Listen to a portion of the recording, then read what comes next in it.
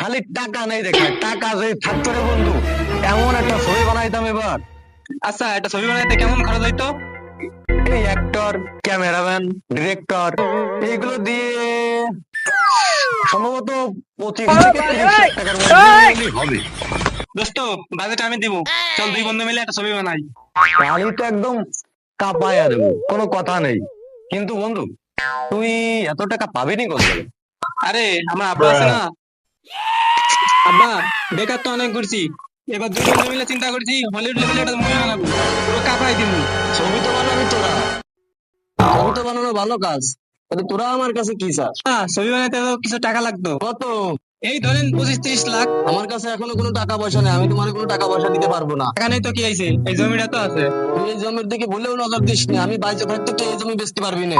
বন্ধু, mission complete. আমি পারি না আর